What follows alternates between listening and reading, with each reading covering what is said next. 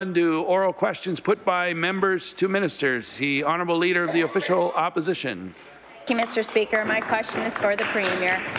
Last week, the government used a significant portion of the speech from the throne to paint a rosy picture of our province's economy. In fact, the speech claims at one point there is a buzz about the province on the national stage and beyond, Mr. Speaker. There may be a buzz, but it's not a good buzz. RBC's provincial outlook says our province is facing economic headwinds that will keep it near the bottom of the pack in economic performance this year and next year. With the province's economy stagnating, why did this government fail to introduce a plan to create jobs? The Honourable Premier. Thank you, Mr. Speaker. I appreciate the opportunity to talk about the great success of the economy of the province and the great work Nova Scotians are doing. Mr. Speaker, we're seeing youth population is growing, Mr. Speaker. We're seeing jobs created in the tech sector, Mr. Speaker. I had the good fortune of being invited by all the major banks to come to Bay Street to talk about the great success of our province, wishing that other Canadian provinces would deal that they got to get their fiscal house in order, making sure they control costs of governance to make those investments. I was very pleased to go meet the global chairman of IBM, who recognized the best place in this entire country to do business is in this province. We're continuing to see major companies make investments. I'm looking forward to standing by them to make announcements into the future. The Honourable Leader of the Official Opposition. Well, RBC disagrees. The throne speech says that there are numerous indicators that Nova Scotia is performing at a high level compared to other provinces. But, Mr. Speaker, that was last week. This week, RBC says that Nova Scotia's economy will continue to lag behind the rest of the country. The province's stalling GDP will put it second to third last in the country this year and next year. What happened in the last week that would take Nova Scotia's economy from a high level to the bottom of the pack? The Honourable Premier. Mr. Speaker, Federal Budgetary Office said the only Canadian province, only two Canadian provinces on a sustainable path were Quebec and Nova Scotia. Mr. Speaker, that's after its government inherited a $500 million deficit, Mr. Speaker, to bring us back to successive balanced budgets. Every credit rating, Mr. Speaker, has recognized the good work that's happening inside of this province. We're the only Canadian province to have their credit rating move up, Mr. Speaker. It's all positive signs. And what I'm hearing most importantly, Mr. Speaker, Nova Scotians are borrowing and lending money to create economic opportunities and job creation in this province. And we're seeing it in communities from one end of this province to the other. And where it's showing up, Mr. Speaker, is young people are choosing to stay and work and build a life for themselves here in this province. The Honourable Leader of the Official Opposition on her final supplementary. We learned for the month of August the jobs report that unemployment has vaulted up to 5.9% from the previous month, and I will table this information. In fact, roughly 2 out of 3 people joining the workforce are unable to find a job in Nova Scotia. The RBC reported that a stagnant labour force is contributing to our underperformance, and the economic recovery in Alberta will be actually the one that restarts the flow for people to move back out there. Why should Nova Scotians trust that the Premier can offer them better options here than what they can find down the road? The Honourable Premier. Speaker, again, I want to thank the honourable member for the question. As she was reading that report, she'd also recognized full-time employment is at an all-time high in our province, Mr. Speaker. She would also recognize, Mr. Speaker, that youth retention is increasing, Mr. Speaker. She would also recognize, Mr. Speaker, we're seeing expansion in communities around economic development, job creation being led by the private sector. And she would also recognize, Mr. Speaker, that this government has got its fiscal house in order, is invested in programs that support individual Nova Scotians, organizations at the same time making sure the economic environment here is one that is attractive, Mr. Speaker, not only to Canadian organizations, but to global organizations who see this province as the bright light in the Federation. The Honourable Leader of the New Democratic Party. I'd like to continue with the note my colleague has sounded of hearkening back to the throne speech. The throne speech spoke about how we are at, the words used were a pivotal moment calling for progressive government policy. And certainly this is true. But I must say that in this session to this point, what we've seen from the government is more in the category of bureaucratic busy work and housekeeping, less pivotal and progressive, more piddling and puny. So it's a pivotal moment. and is calling for progressive policy. And I want to ask the Premier, when is he going to bring forward his progressive plan to deal with the fact that we've got 20% of our hospital space taken up by people who are there because they're just waiting for long-term care?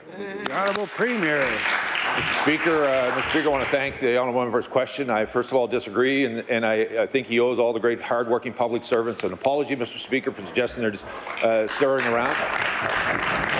I would also suggest to you, Mr. Speaker, I wish the honourable member had stood with us when we introduced 50 more long-term care beds in Kerry Breton. Instead, all he did was complain, Mr. Speaker. Fact of the matter is, we'll continue to roll out investments in health care from one end of this province to the other to ensure that the appropriate health care services are being provided in the appropriate communities at the appropriate time. The Honourable Leader of the New Democratic Party.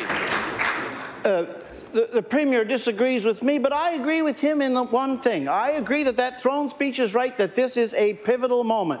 It's a pivotal moment in which we in Nova Scotia are today 17 days away from again having the lowest minimum wage in the entire country, as Alberta and BC and Ontario have continued on the path towards $15. So it's a pivotal moment, calling for progressive policy. And I want to ask the Premier, will he tell us when he's going to table a progressive policy to get Nova Scotia's minimum wage out of the Canadian basement? The Honourable Premier. Thank you, Mr. Speaker. I want to thank the honourable member for the question. I noted he voted against the basic personal exemption increase that impacted the lowest income people in our province, Mr. Speaker. And I want to tell the honourable member what's progressive. Is actually running a government that can operate in the balance so that we're not borrowing on our credit card to pay for operations on a daily basis. That government buried successive generations, Mr. Speaker, leaving them with a debt. We had to deal with issues that were left behind by a party that simply doesn't understand what it means to govern, doesn't understand what it means to be balanced, and doesn't understand what it means to be fair, Mr. Speaker, and kind to all Nova Scotians. The Honourable Leader of the New Democratic Party. I don't think he really means progressive policy in a pivotal moment consists of a great deal more than the capacity to raise one's voice, Mr. Speaker. It is right. It is a pivotal moment calling for progressive policy. Now, we in the NDP, we have every day bring forward matters of progressive policy on climate change, on mental health, on children's rights, but we are facing a government that is set on jellyfish mode, formless, blobbish, and drifting. It's a pivotal moment.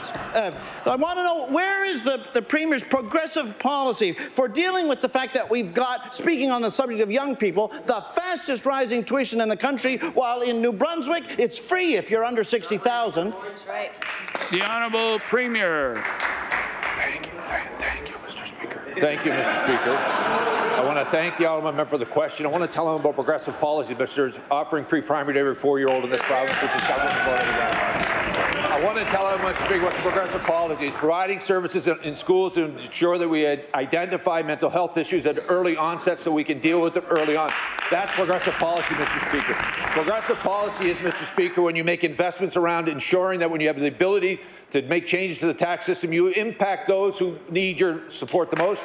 When we changed the basic personal exemption, Mr. Speaker, he voted against it, Mr. Speaker. We continually provide when we want to modernize the health care system. He continues to complain about it, Mr. Speaker. The fact of the matter is, Nova Scotians are with us, they're ready to work with us, and we're prepared to work with them. The Honourable Leader of the Official Opposition.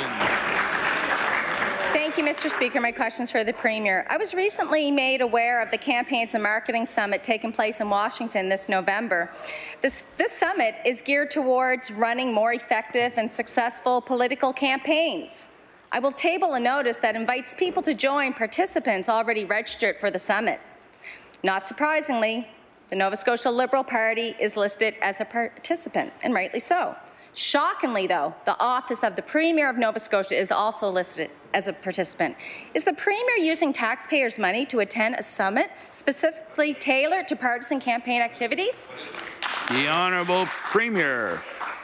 When is it? No, can I have a look? The answer to your question is, am I using the Premier's office of taxpayers' money to run campaigns? No. But, Mr. Speaker, I think at this particular it says the office is, Mr. Speaker, but I don't know when the date is. I'm in Asia in November. That's why we're in the House now. I made that very clear. I'll be traveling to Asia to continue to sell exports in their province. And I will continue to go and make sure that I make a representation on behalf of our province to continue grow the economy, create good jobs, and make sure that the rest of the world knows we're open for business. The Honourable Leader of the Official Opposition. Mr. Speaker, this is a conflict. It's obvious to all Nova Scotians. This government can afford to take this trip and go to a summit, but they can't afford to go to Newfoundland and recruit doctors?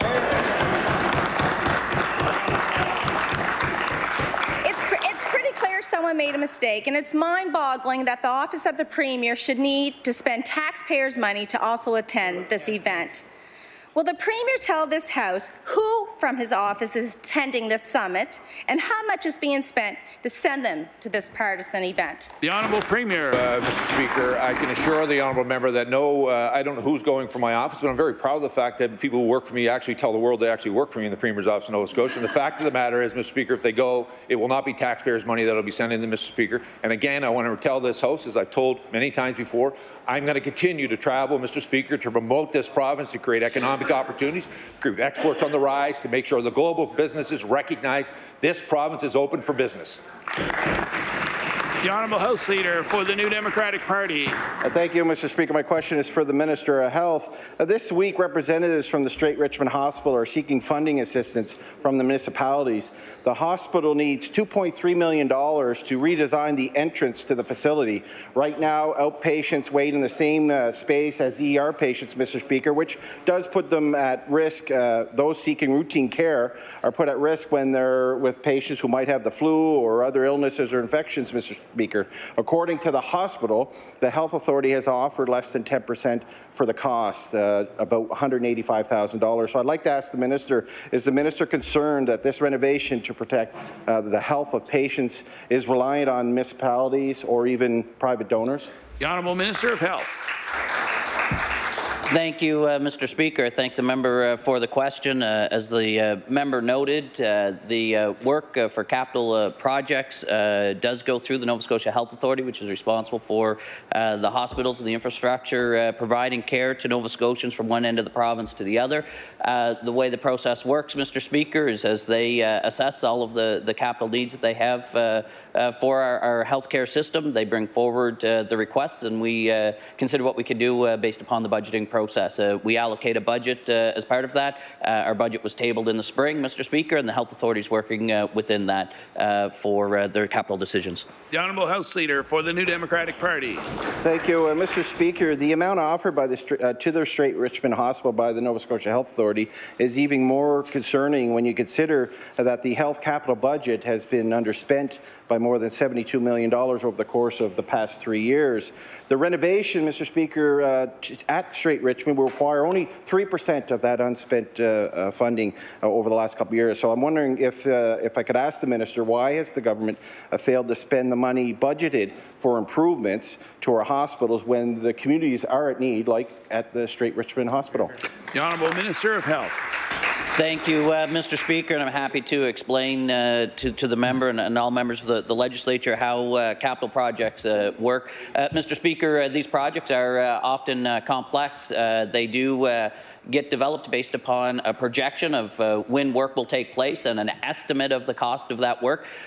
Frequently, Mr. Speaker, there are delays in that work. That's why the budget doesn't get fully spent in any given year. However, Mr. Speaker, I assure the member that, in fact, the budget does get spent. The timing may just be offset. So the figure that was referenced for the capital budget being underspent in past years, as the Finance Minister has noted in fiscal updates, those delays are based upon delays in the project, but the money gets spent as the projects get completed.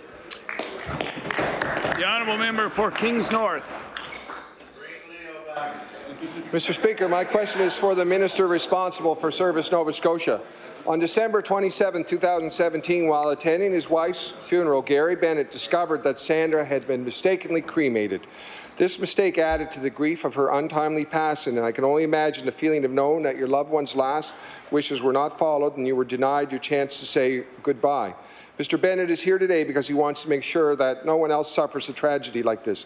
However, legislation that was promised in the spring was not forthcoming, and I will table that. My question for the Minister is, will the Minister commit to introducing legislation this session to protect Nova Scotians from funeral home errors like those experienced by the Bennett family? The Honourable Minister of Service, Nova Scotia. Thank you, Mr. Speaker, and I thank the honourable member for the question, and I certainly want to welcome Mr. Bennett here to the gallery, to the House today. Every once in a while in government, and I guess in life, you see things that are heart-wrenching, that are absolutely patently unacceptable, and that are terrible for a system in which we're bound to protect. This was one of those times for Sandra and the family. It's bad enough that this happened as part of life, that she passed away untimely, and to go through this is something that should never happen in the province. So this is one that we went to work with immediately with the Funerals and Directors Association, the Embalmers Association, the funeral services, to get this right. I'll tell Mr. Bennett, his family, and the member opposite, and all Nova Scotians, that we are introducing legislation on Tuesday that will ensure that this never happens again. Thank you. The honourable member for Kings North.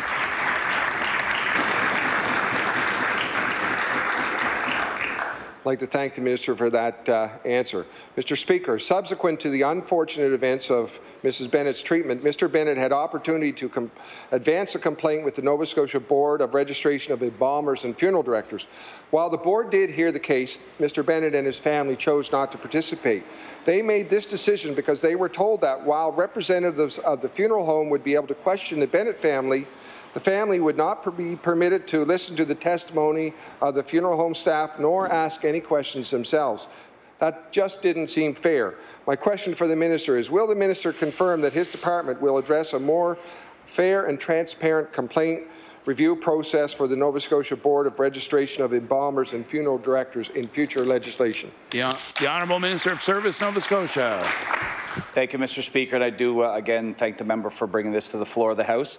The answer to that question is yes. Along the way with this process, with the Bennett family, there were things that we've identified in this procedure, the public hearings, that just didn't seem right. And I think that the Bennetts, again, going through this loss of their loved one, had to experience these things over and over. So very unfair. The public hearings will have a much different structure, to your point, honourable member, and to the points that the families have made. It will be much more open, transparent, and give the opportunity for families to have their say. So this legislation will reflect a much better picture of how this process should work. We're going to hold more people accountable, not one person, the entire the facility, the owners, everyone that's responsible for having these procedures in place and followed have to take accountability. This shouldn't follow one person. This is an organizational question, and this can never happen again for this type of facility for a funeral home. So we will reflect a lot of that we've learned through this process, and I'm sure the member will be on hand to see some of those details. And I think we got this right because, again, this can never happen any other time here in Nova Scotia. Thank you very much. The honourable member for Pictou Centre. Mr. Speaker, my question is for the Minister of Education. Mr. Speaker, teachers have informed me that attendance problems are persistent. Many students skip school because they don't face any real consequences. This government introduced a province-wide student attendance and engagement policy, which came into effect October 1st, 2017. Policy was intended to help improve student attendance through a balance of supports, incentives, and consequences. There's great skepticism that this policy is having the desired effect. Mr. Speaker, my question to the Minister, does the Minister believe that this policy has met all expectations? And if the answer is yes, can he provide the data to this House supporting his answer? The Honourable Minister of Education. Thank you very much, Mr. Speaker. We're very proud of the fact that we do have the first province-wide attendance policy in Nova Scotia under our government, and we have that because teachers came together on the Council to Improve Classroom Conditions and actually wrote that policy themselves, Mr. Speaker. This was a process that was led by our educators. They also decided to invest in attendance support employees who would help students overcome whatever their individual obstacles are in terms of attending school. And most of the information I have right now is anecdotal on the impact of this policy. The information I've been receiving seems to be positive at this rate, particularly in the Tri-County. I know attendance levels have increased. But if there is data that the member has that he would like me to take a look at, I'm happy to see that, because we have to continually evolve our policies to make sure they are meeting the changing needs of our students. The honourable member for Pictou Centre. Mr. Speaker, teachers want to see their students succeed, and we know that student success is linked to regular student attendance. The student attendance and engagement policy is a province-wide policy that sets a clear expectation for students, parents, and teachers. However, it's been said that it doesn't allow much flexibility in individual cases, and what works to engage one student may not work for another. My question, Mr. Speaker, does the minister believe the policy gives teachers, guidance counsellors, and administrators better access to tools to deal with the root causes of absenteeism? The Honourable Minister of Education. Thank you very much, Mr. Speaker. We're trusting our teachers. They are the ones that develop this policy. There is flexibility built in to identify and address the individual causes that are impacting a student's attendance, whether it's issues at home, whether it's social anxiety or anxiety linked to work, whether it's bullying. Or whether it's other factors that that may be there, Mr. Speaker. So there is flexibility built within the policy. We do collect data on attendance, so we are able to take a look at those provincial numbers, but I just don't have them available for the member today. But any advice the member has, any data that he wants me to take a look at, I'm sure that will help us continually improve our policy framework so that we're meeting the needs of our students. The Honourable Member for Inverness. A question for the Minister of Agriculture. Mr. Speaker, I've been approached by a number of beef farmers in my area about the need to improve genetics in their bulls. So, Mr. Speaker, I know the economics of this. Nova Scotia beef farming can be more expensive relative to other areas of the country, yet they're selling beef at Canadian beef market prices. I'll ask the Minister, does the government believe beef farmers need a bull bonus? The Honourable Minister of Agriculture. Thank you very much. Thank you very much. It's a very good question the member brings forward. For about the last 50 years, there's been genetic enhancement in the industry for bulls, and that work we're examining now, and we're looking at the best possible way to do it. The Honourable Member for Inverness. Mr. Speaker, I know that the Federation of Agriculture is interested in having some of these measures, including a bull bonus, and I will table that. It's a letter that they've asked for that. Mr. Speaker, some of our bulls have lost their enthusiasm. Now, they should not be criticized for that. It happens. They may say they lost the spark in their eye. They've lost that love and feeling. But the minister can fix that, Mr. Speaker.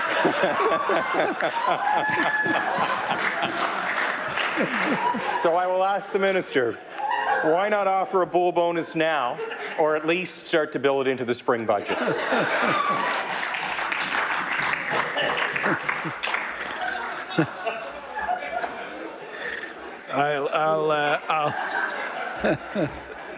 I'll check my list of parliamentary terms here first. The Honourable Minister of Agriculture.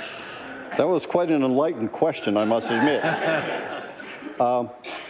We're very, very important to make sure we have the best beef herd we can have in the province, and we're doing a lot of work around that. We will continue to do that in conjunction with the Federation of Agriculture. We've met with them on several occasions regarding this, and also to the beef producers in the province. The Honourable Member for Dartmouth South. Mr. Speaker, my question is for the Minister of Education. Yesterday in this House, the Minister accused me of defending the status quo and special interest groups. Mr. Speaker, if the status quo means students being able to access safe, reliable transportation to get to school on time, and if special interest groups are parents, then I suppose he's correct. Parents like Sarah Crawford, mother of 7-year-old Ava, who has to cross a busy highway with no crosswalk or traffic lights, 7 years old, on her walk to school because she's not eligible for busing. Ms. Crawford has contacted the Regional Centre for Education and Stock, but she's gotten nowhere, and I'll table that. Mr. Speaker, can the minister explain how parents like Ms. Crawford will be included in the minister's promised review of school busing? The Honourable Minister of Education.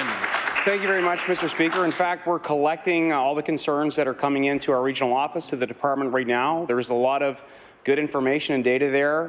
Parents registering their concerns daily over the course of the last couple of weeks, and that will help us move forward in a way that will address them. The review is going to look at best practices. We're undergoing that right now within this province and within other jurisdictions in the in the Federation with the intent of ensuring that every single parent, every single student in this system has reliable, safe, efficient busing that gets them to and from school on time. Mr. Speaker, we know we have some work to do and we're committed to doing it. The honourable member for Dartmouth South. Mr. Speaker, with respect, this entire situation is ridiculous. Last night I heard from a parent who emailed the minister about busing concerns. She's not received a response. After seeing no bus for her students for her children for close to a week, she's gotten an update from Bus Planner that now says her child's bus will pick them up at 8:34. The school bell rings at 8:35. Mr. Speaker, what parents need are local representatives who know their neighbourhoods, who understand their roads, who can respond to their concerns. Mr. Speaker, I'd like to give the minister another chance to explain how, aside from registering complaints, parents are going to be involved in the review of school busing. The Honourable Minister of Education. Thank you very much, Mr. Speaker. Every single parent has received direct communication means given to them so they can get to the regional office and speak to a person immediately. We met with Stock Transportation in the region last night. Call volumes are decreasing. That is a positive sign. I do want to remind the member that we are at about 98% of our buses being to school on time and getting home on time, but we know that we have to do better. The situations that the member and other members have referenced, the situations that we've heard about in the media, the concerns that are coming into the department and the region are unacceptable. And we've made that clear to the provider of the service. We've expressed our expectation that every single parent needs to have reliable busing service on time that's safe, and we intend to deliver that to Nova Scotians. The honourable member for Victoria the Lakes. Thank you, Mr. Speaker. My question is to the Minister of Health and Wellness. Mr. Speaker, those providing hospice and palliative care in Victoria County cover 1,700 square kilometres of territory. 1,700 kilometres, Mr. Speaker. For a territory this size, there's only one part-time hospice nurse and one doctor for 1 day a week with no backup for vacation or sick time. The caseload, however, remains steady at 22 patients, while CBRM, which has a similar caseload, has a full-time nurse assigned just to manage the work involved. The Minister of Health and Wellness has deferred, he's talked around questions, and he's been intentionally vague in his responses to this House.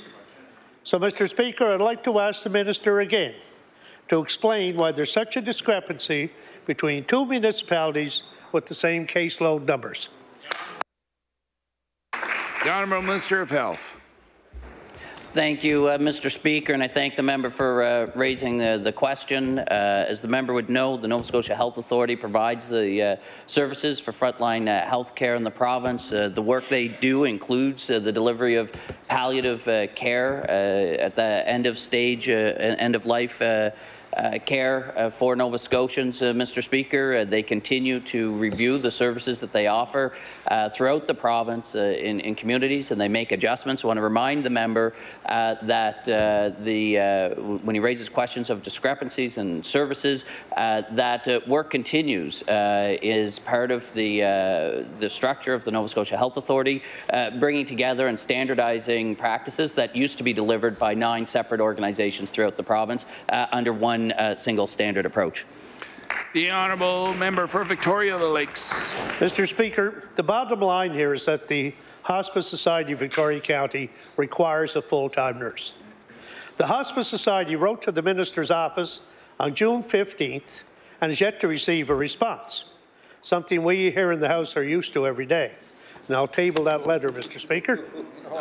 Mr. Speaker, end-of-life care is a compassionate art and science that extends well beyond the simple provision of treatment to patients. The Minister has an opportunity to ensure that anxious and grieving families in Victoria County receive support on how they keep their dying loved ones comfortable, and home support services to ensure that an individual can die with dignity on their own terms. So, Mr. Speaker, my question to the Minister, will he provide the Hospice Society of Victoria County a full-time nurse?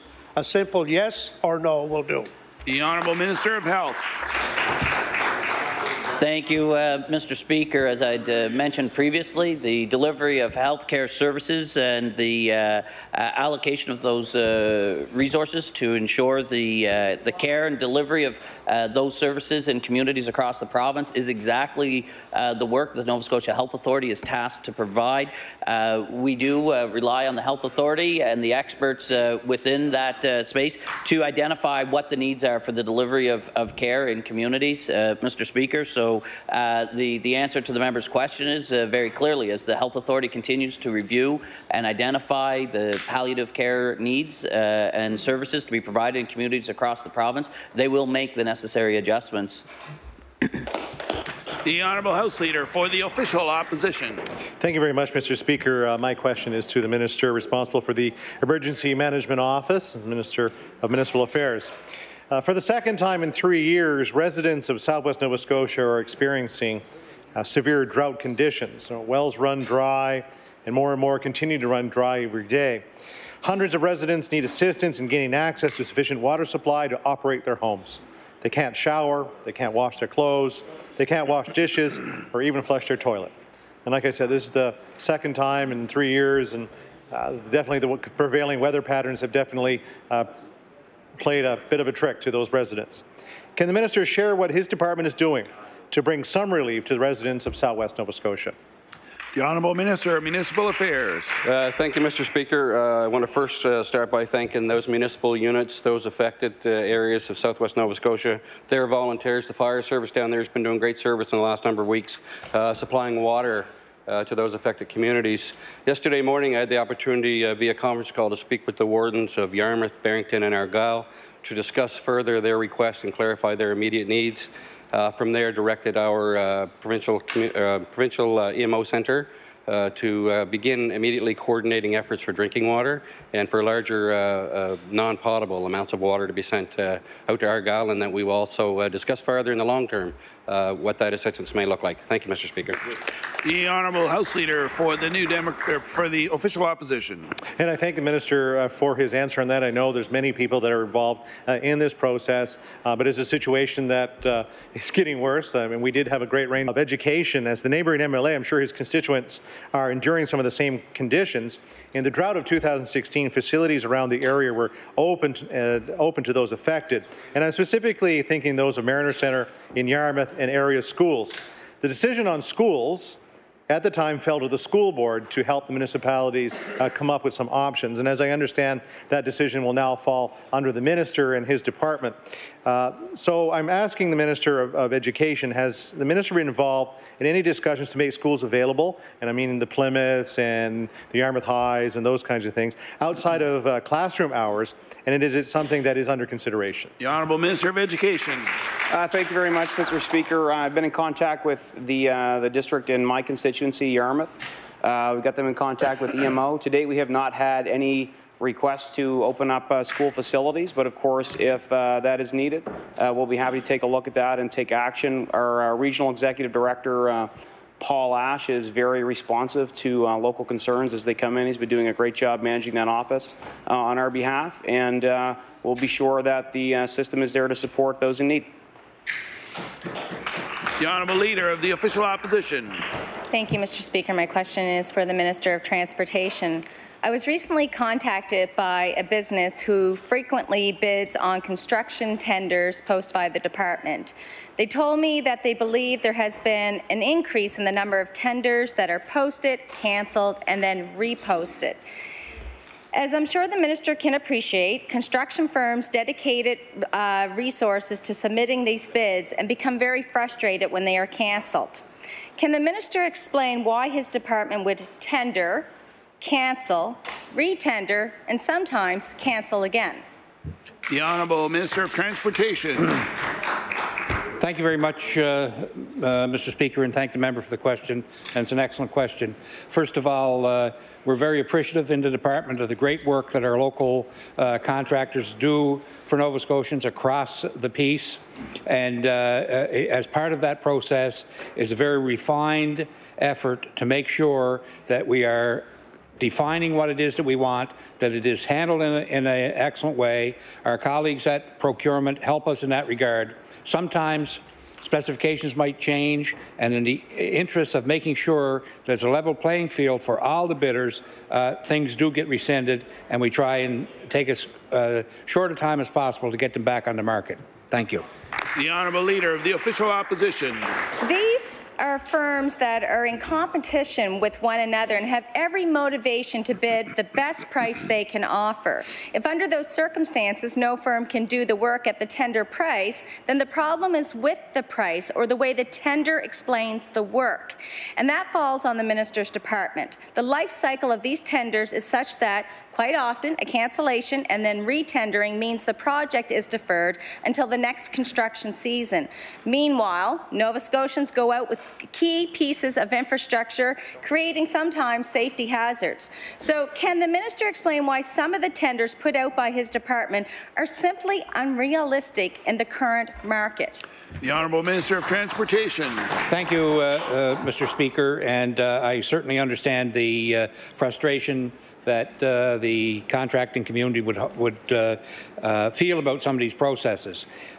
We don't control all the variables. As an instance, Mr. Speaker, the price of liquid asphalt this year has escalated by over 40% within the tendering period, which has really driven our some of our numbers on asphalt quite crazy, and as a result, any particular alteration to a contract that exceeds 15%, our procurement rules require that we go back to the market so that we don't injure a contractor by awarding a contract which we know is escalated and would exceed that level, and other people might feel excluded. Thank you.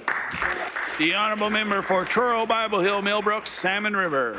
Thank you, Mr. Speaker. My question today is for the Minister of Environment. When the Premier was seeking re-election, he promised Nova Scotians that a Liberal government would maintain the ban on fracking. But instead, his government has reignited the debate. In January, the former Minister of Energy said it was a good thing to stimulate discussion. And now fracking is filling our opinion pages once again. It's taking up space that could be dedicated to the conversations that we need to be having in this province about our best path to a green economy. So my question, Mr. Speaker, for the Minister is this. Does she believe that fracking is compatible with protecting the environment and taking action on climate change? The Honourable Minister of the Environment. Thank you, Mr. Speaker, and I thank the member opposite for bringing this subject to the foreground today. Actually, in my role as the MLA for Hands East, I'm very familiar with the issues because, you know, the Conservative government at one time had brought fracking forward, and during the NDP time, fracking was done in the Kennecott area, and it was left with fracking wastewater ponds that with no plan to deal with those ponds. Our government actually cleaned up the site, Mr. Speaker, so we've made a commitment to that. Beyond that, Mr. Speaker, there is a moratorium on fracking in Nova Scotia with no plans to change that. Thank you. The Honourable Member for Truro, Bible Hill, Millbrook, Salmon River. Thank you, Mr. Speaker. Well, I'm glad to hear her say that there are no plans to change, and I will definitely be holding her and this government to that, and so will our NDP caucus. And I believe that any fracking that was taking place in Kennecott was done before the NDP actually became government. Mr. Speaker, 4 years ago, we went through a proper formal consultation with Nova Scotians on fracking, and Nova Scotians overwhelmingly said no to fracking. The Wheeler report was clear. There's neither the evidence nor the community support to justify the environmental risks of fracking. This is a route that we've taken before, and it's a dead end. We need to move on to talking about green jobs and renewable energy. So my next question for the Minister is this. I'd like to ask the Minister, when can Nova Scotians expect to see her government's green jobs plan? The Honourable Minister of the Environment. Thank you, Mr. Speaker. I thank the honourable member again for that question because it gives me the opportunity to really highlight all the green jobs that are happening in Nova Scotia. We're seeing companies like Carbon Cure who are putting carbon into concrete, which is an amazing proposal. We're seeing all the things that are coming across my desk now, which are allowing the possibility of black bag garbage being used as energy, and eventually we won't even need landfills. These are happening The green energy industry is alive and well in Nova Scotia, Mr. Speaker, and will continue to be. This government promotes it. We will continue to promote it for a better Nova Scotia and a better environment for all Nova Scotians. Thank you. The honourable member for Cole Harbour Eastern Passage. Thank you, Mr. Speaker. With the family's written consent, my question is to the Minister of Community Services. In July of 2018, Child Protective Services and the HRM Police Department raided the home of a new mother and her parents based on an apparent positive methadone test and a false DCS report that a 7-year-old was home alone. CPS required the immediate removal of the baby and the 7-year-old. An ER doctor at the IWK said that neither the mother nor the baby showed any signs of drug use or exposure. Less than a week later, the Department of Community Services called to say that there had been a mix-up.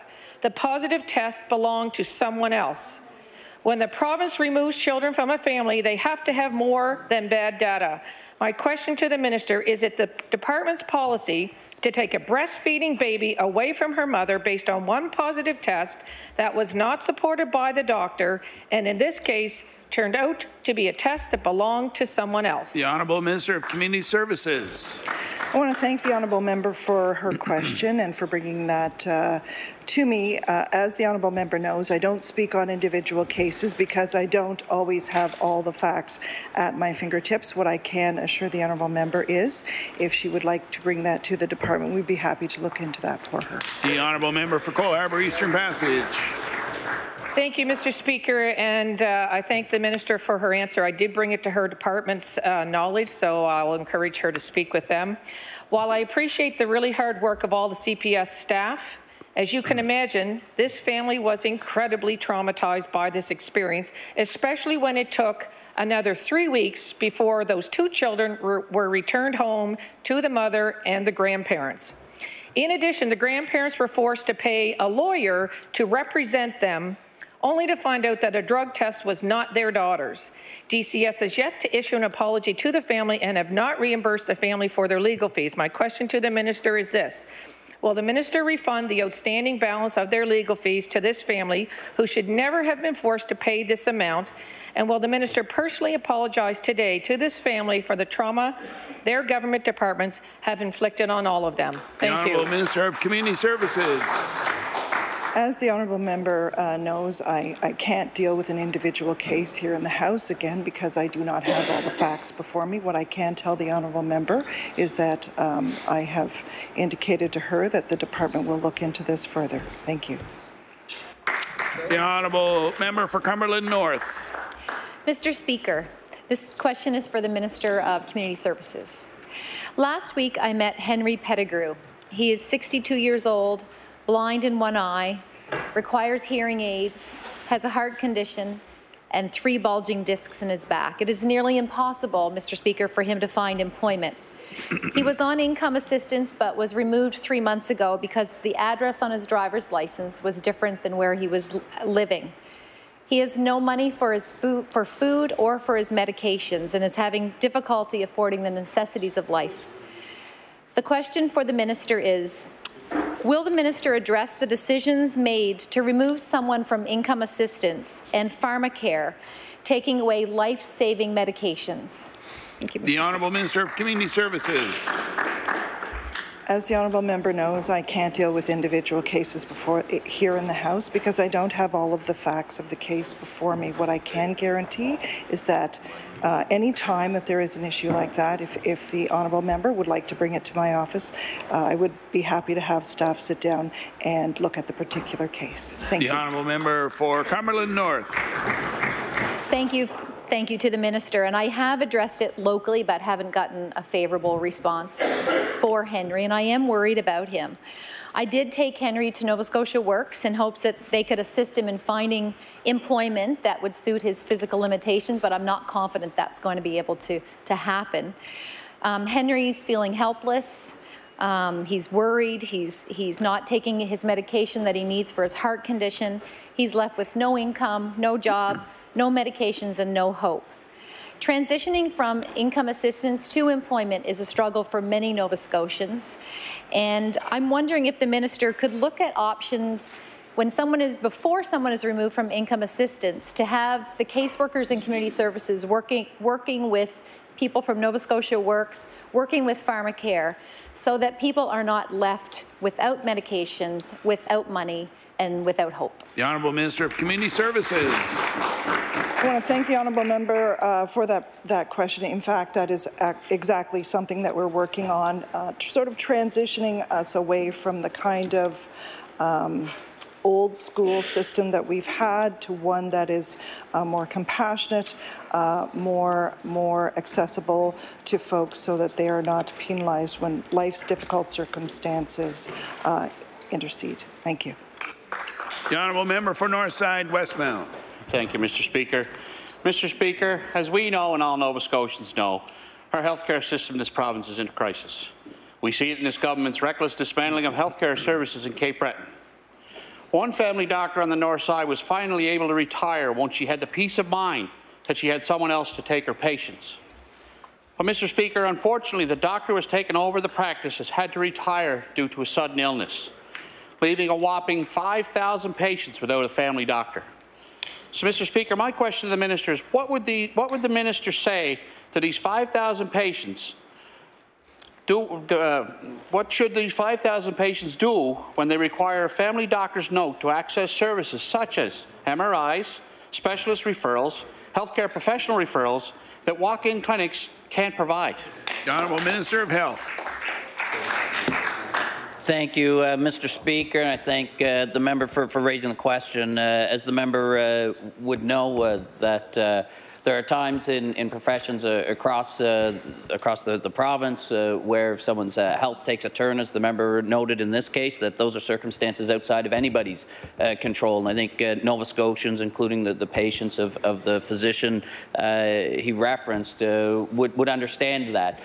With respect to responding to the situation, Mr. Speaker, the Nova Scotia Health Authority continues not just with its recruitment efforts, but also with evaluating and identifying opportunities to improve recruitment efforts. As the Department of Health and Wellness, we continue to invest and make changes, listening to frontline healthcare workers. We've increased our investment in compensation, our locum programs, Mr. Speaker.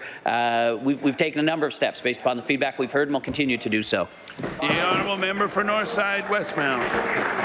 Mr. Speaker, those 5,000 patients are asking for an answer of what to do when they need the services of a family doctor. Not how great they're doing and what the recruitment process is. They want to know what to do. Mr. Speaker, the truth of the matter is we have a doctor shortage in this province, and it's affecting our most vulnerable, our hardworking men and women and our seniors at their moment of need. The stories that I hear from my constituents each and every day are heartbreaking because the system has failed them and their government is failing them. To add more stress, people are concerned that this government hasn't shared the plan to replace lead physician recruiter and the former vice president of medicine in integrated care from the Nova Scotia Health Authority, if they have a plan to do it. Expanding hospitals while closing others will not address the doctor shortage crisis for most of the 100,000 Nova Scotians. So my question to the Minister of Health is, will he travel to North Sydney with me on September the 23rd to attend a community meeting and hear firsthand what it's like not to have a family doctor? And, Mr. Speaker, a simple yes or no will do. Yes or no. Thank you, Mr. Speaker. Mr. Speaker, as the member should be aware, we established about 2 years ago an 811 Need a Family practice list, Mr. Speaker. This is a registry that allows Nova Scotians to let the province know that they are in need of primary health care services. We make use of this list, Mr. Speaker, to identify where the needs are in communities across the province. Please. The Honourable Minister of Health. That information helps us and our partners at the Nova Scotia Health Authority when they are doing recruitment initiatives, Mr. Speaker. We try to match physicians and nurse practitioners to those communities as part of the recruitment process. We've been having success, Mr. Speaker, with even, I believe, just in the last month, in the month of August, about a dozen new physicians that were recruited by the Health Authority.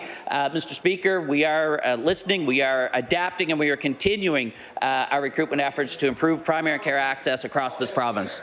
The honourable member for Halifax Needham.